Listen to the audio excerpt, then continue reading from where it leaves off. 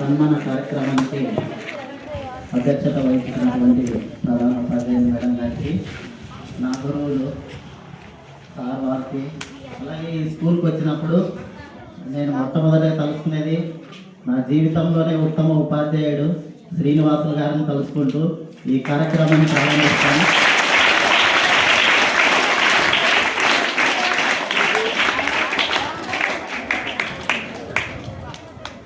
నేను 1 నుంచి 5వ తరగతి వరకు ఐరన్గల్లోనే ఉన్నాము. ఐరన్గల్లోనే చదువుకున్నాను 1 నుంచి 5 వరకు. 6 నుంచి 10వ తరగతి ఇక్కడ జంపాపురంలో చదివినాను. ఇంటర్ కాలేజ్ వచ్చేసి పూర్తిలో చదివినాను. ఇక్కడ నేను నేర్చుకుంది ఏమంటే, ఎంత పేదరికం ఉన్నా కలిసి మెలిసి చదువుకుంటే ఉత్తమ ఉపాధ్యాయులుగా మనం వాళ్ళ నుంచి మంచి విషయాలు నేర్చుకొని ముందడుగేస్తే ఎటువంటి విజయం సాధించవచ్చన్నా నేను అది గ్రూప్ 2 సాధించి నిరూపించాను. ఇంకా భవిష్యత్తులో కూడా మంచి ఉద్యోగాలు సాధించి మరి మరొకసారి ఇక్కడికి రావాలని ఆశగా ఉందన్నమాట. ఇప్పుడు గ్రూప్ 2 ఉద్యోగం సాధించాను.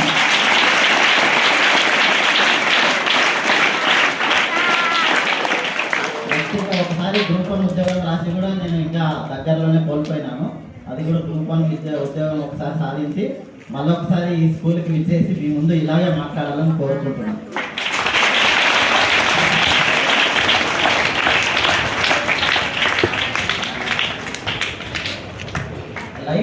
లైఫ్లో చూడండి, మెయిన్ మనం ఏదైనా సాధించాలి అంటే ఫస్ట్ 2 విషయాలు నేర్చుకోవాలి. 2 విషయాలు విజయానికి మెట్లు. 1 అంకిత భావం, గురువు పట్ల అంకిత భావంగా ఉండాలి. అంకిత భావం అంటే ఏంటి సార్? అంకిత భావం అంటే గురువు ఏం చెప్తే దాని ప్రకారం నేర్చుకోవాలా. నేను చూసినాను చాలా మంది గురువుల్ని ఎదిరించి ఆట పట్టించి వాళ్ళు ఏం చేసుకోవాలి, వాళ్ళ శక్తి సామర్థ్యాలు పెరుగుతాయి. తీవ్రంగా నష్టపోయేది, భవిష్యత్తులో నష్టపోయేది మనమే.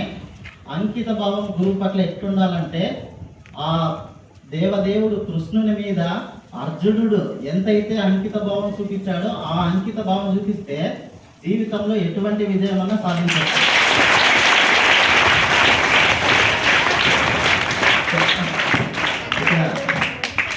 తెలుగు సార్ ఎవరైనా ఉంటే నేను మన్నించాలా చెప్తాను. ఒకటి మనం పద్యం నేర్చుకుంటాం. వినదగునెవ్వరు చెప్పినా విననంతనే వేగుపడక వివరింపదగున్ కనికల్ల నిజము తెలిసి మనుజుడేపో మహిళో సుమతి అని, నీతిపరుడు మహిళో సుమతి అని. అంటే ఏమంటే దీని భావము, ఎవరు చెప్పినా వినాలా. ఫస్ట్ వినడం నేర్చుకోవాలా. విని అది మంచా చెడా ఖచ్చితంగా ఆలోచించాలా. ఫస్ట్ చెప్పిన వెంటనే చేసేయకూడదు. అది మంచా చెడా, దాన్ని చేస్తే మనం ఏం సాధిస్తాము ఏం లేదు అని వినేది నేర్చుకొని దాని ప్రకారం ముందుకు పోతే ఎటువంటి విజయాన్నైనా సాధించవచ్చు. ఈ భావం ఒకటే గుర్తుపెట్టుకోండి. ఏదైనా తప్పులు ఉంటే తెలుగు టీచర్ చేయించే వాళ్ళకి కోర్చుకుంటా.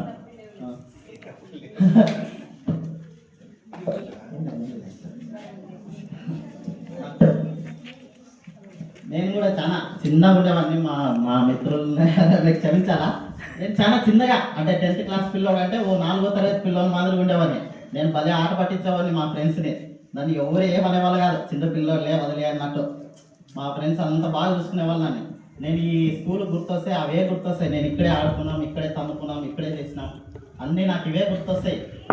నిన్న రిజల్ట్ వచ్చింది, నిన్న చూసుకున్నాను. గ్రూప్ 2లో ఏఎస్ఓగా సెలెక్ట్ అయినాను. లెజిస్లేచరు మన అసెంబ్లీ ఉంటుంది కదా, అక్కడ జరిగే విషయాలన్నీ మా ఆధ్వర్యంలోనే జరుగుతాయంట. మంచి పోస్ట్ అనిపించింది.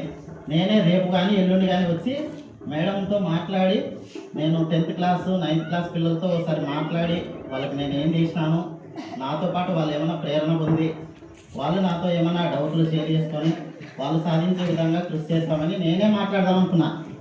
ఈ అవకాశాన్ని ఏర్పాటు చేసినటువంటి మా మిత్రులకి, ఉపాధ్యాయులకి అందరికీ నా తరఫున ప్రత్యేక ధన్యవాదాలు.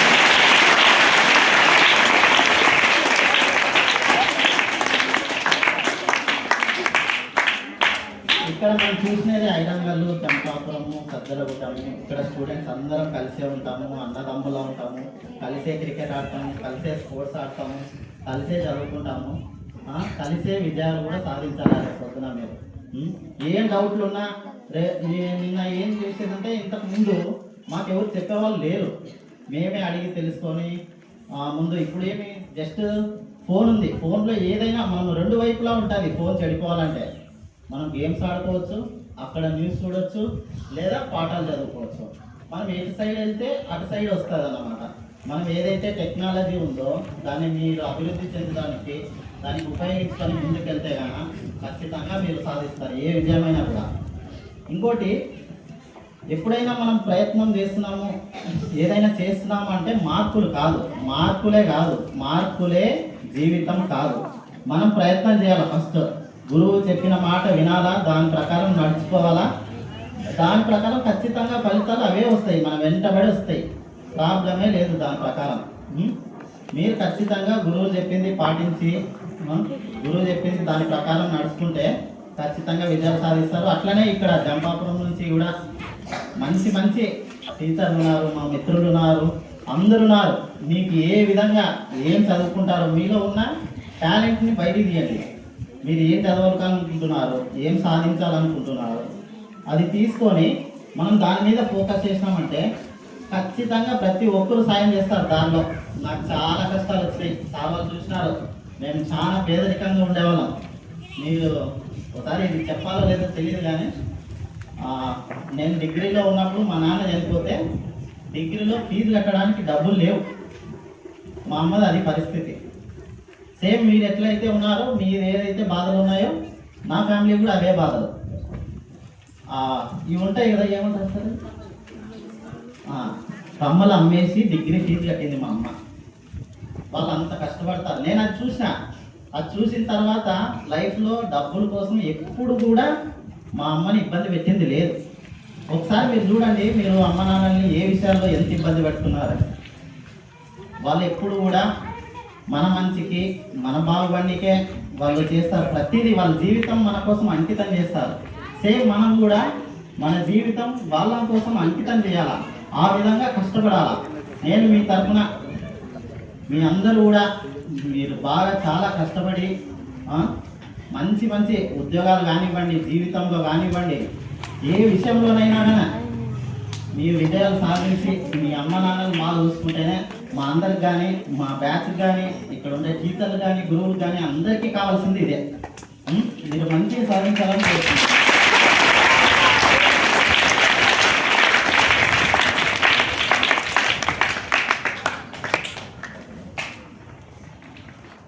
చాలా కష్టాలు ఉన్నాయి, చాలా ఉన్నాయి, ఇబ్బందులు ఉన్నాయి. అయినా కూడా మనల్ని ఏవి ఆపదు. నేను ఐరంగల్లో ఉన్నానా, మీతో పాటు నన్ను చూడలేదు చాలా మంది ఐరంగల్ వాళ్ళు, గుర్తుపట్టరు కూడా. చిన్నపిల్లలు మీరు, మీ సీనియర్లు ఉంటారు కదా, చాలా పెద్ద పిల్లలు, వాళ్ళందరూ గుర్తుపడతారు. భాష అన్న, అలీ అన్న, మహమ్మద్ అన్న, బాగా క్రికెట్ ఆడేవాడిని. నన్ను చిన్నప్పుడు అప్పుడు పక్క ఊరేవాడిని, బాగా ఆడేవాడిని, అందరూ గుర్తుపడతారు. మీకు కూడా ఏదన్నా, ఏ ఇబ్బందిలో ఉన్నా, ఏది ఉన్నా కూడా మీరు సార్ వాళ్ళతో షేర్ చేసుకోండి. ఖచ్చితంగా వాళ్ళ సలహాలు తీసుకోండి. వాళ్ళు చెప్పిన దారిలో నడవండి, ఈజీగా అయిపోతాయి. విజయం అనేది పెద్ద కష్టమే కాదు. గురువు పట్ల అంకిత భావం ఉండాలా, వాళ్ళు చెప్పింది వినాలా, వాళ్ళు చెప్పినట్టు నడుచుకున్నారంటే జీవితంలో ఉద్యోగం కోసమే కాదు, మీరు చేసే ఏ ప్రతి పనైనా ఇక్కడ ఉండే వాళ్ళు అందరూ కూడా చెప్పడానికి అర్హులే. మనం ఒక కాంపిటీషన్ ఉంటుంది. కాంపిటీషన్లో ఫస్ట్ వచ్చినోడు మాత్రమే గెలిచినట్టు కాదు, కాంపిటీషన్లో లాస్ట్ వచ్చినోడు కూడా గెలిచినట్టే. ఎందుకంటే లక్షల మంది పోటీ ఉన్నప్పుడు కూడా నేను సాధించగలను అనే ఆ పోటీలోకి దిగుతాడు. ఆ పోటీలోకి తీసుకునే ధైర్యమే వాడు గెలిచినట్టు. మీరు ఖచ్చితంగా ఏ పేదరికం కానీ, ఇతర సమస్యలు కానీ ఏది కూడా భయపడి వెనుక తగ్గినారంటే మాత్రం అది జీవితంలో ఓటమినే చూపిస్తుంది. మనం ముందు దూకాల. ఇప్పుడు మీరందరూ క్రికెట్ ఆడతారు, విరాట్ కోహ్లీ డక్అవుట్ అయిన సందర్భాలు చాలా ఉన్నాయి, సెంచరీ కొట్టిన సందర్భాలు కూడా చాలా ఉంటాయి. పోయినసారి డక్అవుట్ అయినాం కదా అని విరాట్ కోహ్లీ నెక్స్ట్ మ్యాచ్ ఆడడం మానేస్తాడా? లేదు కదా. ఈసారి ఫెయిల్ అయినామని ఎవరో ఏమో అంటారని మనం వదిలేస్తాము, వదిలేదు. ఖచ్చితంగా జీవితంలో పరీక్షలైనా అంటే జీవిత పరీక్షలైనా అంతే. ఇప్పుడు కూడా చాలా మంది శ్రీనివాసులు సార్ ఎట్లా అంటే జీవితంలో ఉండే పాఠాల గురించి కూడా సార్ చెప్తారు. ఇప్పుడు కూడా మేము ఏమైనా డౌట్లు వచ్చినా కూడా సీన్ సార్ ఫోన్ చేసి ఇట్లుంది సార్ అంటే ఆయన సమస్యలకి సమాధానాలు చెప్తారు. మీ సార్లు మీ గురువులు కూడా అంతే. ఆ అటాచ్మెంట్ పెట్టుకోండి, వాళ్ళు చెప్పినట్టు వినండి. జీవితంలోన గురువుల్ని ఎదిరించి జీవితంలో వాళ్ళని ఇదిగా మాట్లాడి చేసిన వాళ్ళు మాత్రం ఖచ్చితంగా బాగుపడేదే ఉండదు. ఇది ఒక్కటే ఖచ్చితంగా గుర్తుపెట్టుకొని వాళ్ళు ఎట్లా చెప్తే అట్లా వినండి. మీకు ఏమన్నా డౌట్లు ఉంటే అడగండి, వాళ్ళు ఖచ్చితంగా చెప్తారు. ఇటైతే ఇట్లా చేయాలని దాని ప్రకారం ఖచ్చితంగా నడుచుకోండి. మీకేం డౌట్లు ఉన్నా మా ఫ్రెండ్స్ ఉంటారు, నేనుంటాను. మీ ఏమున్నా కూడా మీ జీవితంలో ఉద్యోగాలకు ప్రిపేర్ అవ్వండి, వేరేది ప్రిపేర్ అవ్వండి, మీ టాలెంట్ మీద ప్రిపేర్ అవ్వండి. మేము ఏ విధంగా మీకు సాయం చేయాలన్నా ఖచ్చితంగా మేము వచ్చి ముందుకు వచ్చి మీకు సాయం చేస్తాం. ఖచ్చితంగా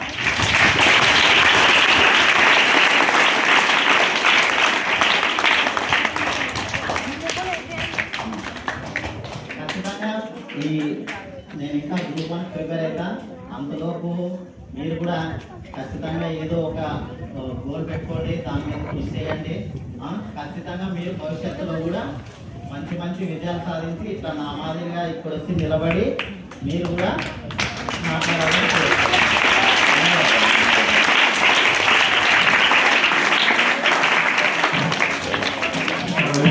లక్ష్యం పూర్తి కాలేదు కదా, గ్రూప్ 2 కాదని మళ్ళీ ఏ కావాలా ఆ విధంగా ఉండాలి. మన ఆశయం చాలా గొప్పగా